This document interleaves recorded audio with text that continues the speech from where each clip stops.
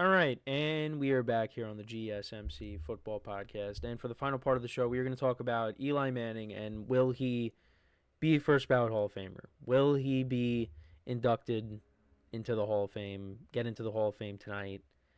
And I got to tell you, when I first woke up this morning and I saw a post from, the Giants super fan, I guess we can call him license plate guy, and he doesn't seem optimistic about it. And that does have me concerned going into tonight. And not only that, but I know I've brought up Sal Paolantonio a couple of times over the last couple of days, and he made an appearance on the Michael Kay show. And Michael Kay did ask him about Eli and if he thought Eli would get into the Hall of Fame.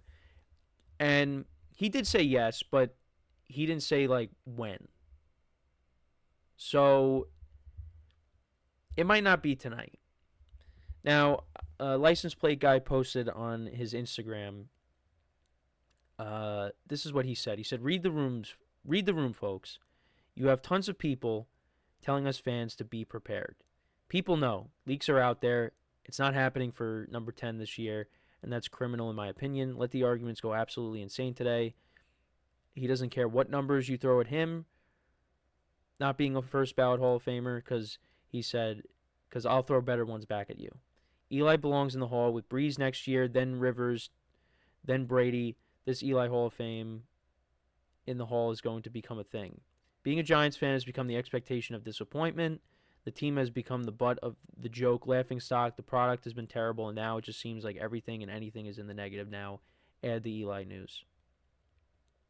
So he's not confident that Eli's getting it tonight. And he added more to it because he just talked about how the Giants have just it's been hard. It has been a hard time to be a Giant fan. Just when you thought they were going to get out of this abyss, they went right back into it. And who knows what's going to happen next year. But this was something that a lot of Giant fans were looking forward to. To be able to just be proud, to be a fan again. When you see an icon get into the Hall of Fame. Now, Eli is a Hall of Famer. Is he a first ballot Hall of Famer? Well, a lot of people are going to disagree with that. I think he is. And I think he is one of the most disrespected players to have ever played this game. Because there's always people that are trying to put him down. Now, I get it. He's got a 500 record. He's thrown a lot of interceptions. Not that many Pro Bowls, no All-Pros. There was never one year where you said Eli Manning was the best quarterback in the league. I agree with all that. Doesn't mean he's not a first ballot Hall of Famer. Because of what he was able to do twice. And there's more to that. Even during the regular season. It's not like the years that he won the Super Bowl, it was just those 4 games. He had good games throughout his career. He had good games during the regular season. It's not just built on, he beat the Patriots. It kind of is. But it's not just, he beat the Patriots twice in those 2 games, and that's it. In the fourth quarter, he was able to overcome things. He was able to come back. That was something that he did a lot throughout his career. Come back late in games. And that extended into the playoffs. And just what he was able to do in those playoffs. Again, not just the 2 Patriots games, but look at the degree of difficulty. Went to Lambeau Field twice. Beat Aaron Rodgers and Brett Favre. In the championship game against the 49ers, the amount of punishment that he took in that game. And you guys know what I'm talking about, I'm sure. That image of him where his helmet is crooked and the shoulder pads are hanging out and he's got dirt in his face mask. But he kept getting up and throwing the football. And that was a tough game. And the Giants were able to win it. Now, you could say the defense has helped Eli out. I get it. The defense has played a huge role in winning those 2 Super Bowls. Getting after Tom Brady. Making his life more difficult. But you know what? Eli made big plays when he needed to win those games. Now, one of them was probably the luckiest play in Super Bowl history, the Tyree catch, but that Manningham throw was one of the greatest throws of all time. Dropped it in the bucket. Led his team down the field. They scored the touchdown. Patriots threw up a heave to end the Super Bowl that year, Super Bowl 46. Couldn't get it done. And even before that in Super Bowl 42. I mean, it's a big deal. We talk about Tom Brady being the greatest quarterback of all time. Well, guess what? Tom Brady would have 9 Super Bowls if it wasn't for Eli Manning and the Giants. The Giants played Brady tough, and Eli won 2 Super Bowl MVPs. Not a lot of quarterbacks can say they've done that. Now, you could say, well, the first one should have been just given to the defense, shutting down that all-time offense with the Patriots. But Eli's got 2 Super Bowl MVPs. He's got 2 Super Bowl rings. The degree of difficulty in the playoffs. I mean, those 7 playoffs, like, you beat Brett Favre, right, in the championship game. You beat the number 1 seed Dallas Cowboys. And the Giants went 0-2 against them in the regular season, right? And Eli is, now things are starting to change because eventually, more quarterbacks are going to come in and pass him. But, he's basically was top 10 in every passing category. And the other thing, too, is I think you got to really give props to him. The guy never missed a game until he got benched for Geno Smith. He never missed a game. That's got to count for something. Being available every single time. Tom Brady missed a full year. Peyton Manning missed a full year. Drew Brees was in and out. Aaron Rodgers missed a whole year. Ben Roethlisberger basically missed a whole year.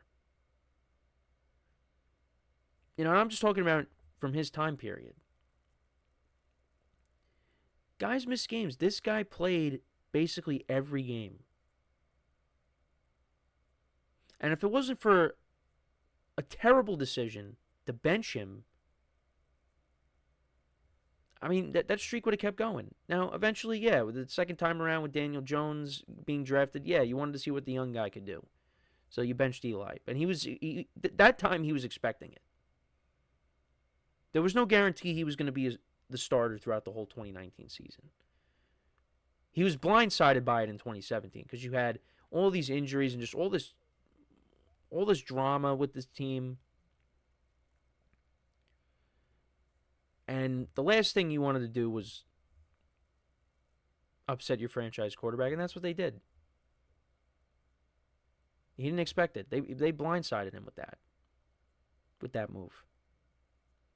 But you know what? It's just unfortunate because all of this controversy over Eli Manning, I blame the New York Giants. I blame the New York Giants for it because the Giants, after they won that Super Bowl, and I was watching with my family, because like I said, the NFL Network was airing, the half-hour specials of, from Super Bowl 40,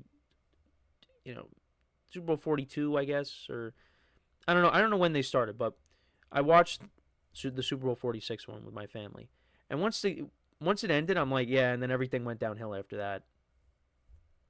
Everything went downhill, and I don't think it's not just on Eli. It's the failure of the organization to be able to sustain the success that they had and keep it going. They weren't able to do it because the defense, they lost guys, guys left in free agency, guys retired. They failed to build an offensive line around Eli. And they're still trying to figure out how to build an offensive line around whoever's going to be playing quarterback next year. I think if the Giants did a better job at building a team around Eli wouldn't be 117 and 117. I don't think that's just an Eli thing. I think that's an organizational thing. Remember that game? Remember the 2015 season? Eli had a good year. But do you remember how bad that Giants defense was? Remember that matchup against Drew Brees? They had, what was it, 13 touchdowns combined? 13 touchdown passes? Eli Manning threw 6 touchdown passes in that game and lost. The Giants lost 52-49. I'm not saying that was how every Giant game went, but there were a lot of games that year where the offense did its job, but the defense was so bad, they would still lose the game.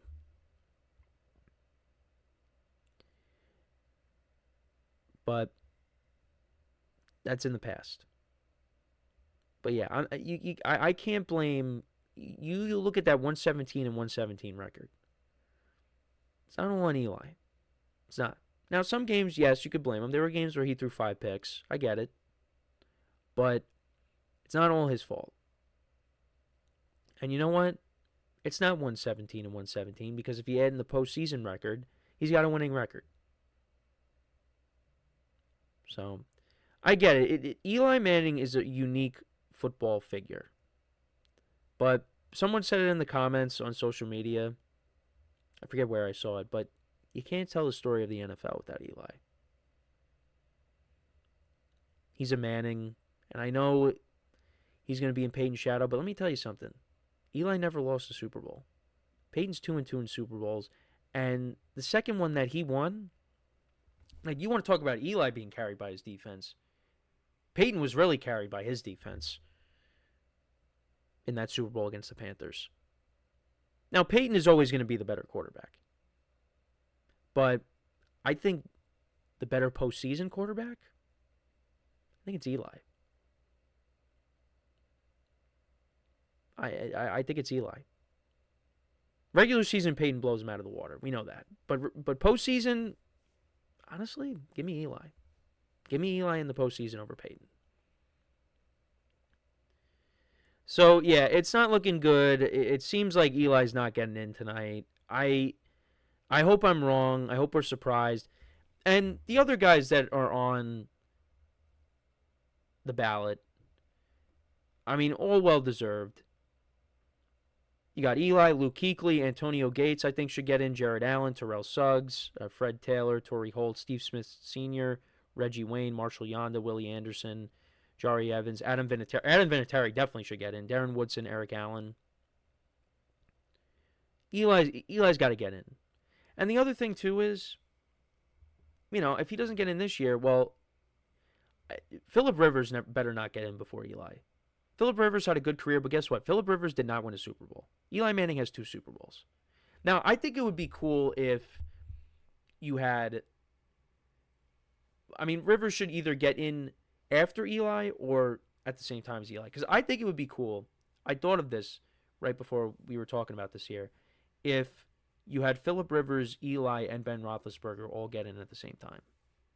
I think that would be cool just because that was regarded as one of the best quarterback draft classes of all time. And if they all got in at the same time, I think that would be pretty cool. But I think Eli should get in tonight. Because the other thing, too, is like Drew Brees is going to be up for it soon. Tom Brady's going to be up for it soon. And, you know, for Giant fans, they want Eli to have the spotlight. Like, if Eli gets in at the same year, you know, Brees gets in or Brady gets in, he's going to be in their shadow. But we'll see. I mean, if they all got in at the same time, all those quarterbacks, you know what? Wait till, you know, Aaron Rodgers retires and Matthew Stafford retires and let them all get in at the same time because that was the best era of football that I've ever watched. Well, it's really the only football era I've ever watched. I mean, now we're transitioning into this new era with, you know, Mahomes and Allen, Burrow, Herbert, Lamar Jackson, all those guys. But that will be the best era of football that I've ever watched with all those quarterbacks. But let me know what you guys think, though. Does Eli get in tonight? Do we got to wait? Let me know in the comments. So that is pretty much it for the show for today. Thank you guys for tuning in. Make sure to check out all the other shows as well. We will be back again tomorrow. It'll be a Super Bowl preview. And we'll also, you know, I'll be giving my reactions to the NFL honors as well. But, yeah, hope everybody enjoyed the show. And as always, I'm your host, Kenneth Grunfelder, signing off from the GSMC Football Podcast, brought to you by the GSMC Sports Network. Have a good day, and I will talk to you guys tomorrow. Take care.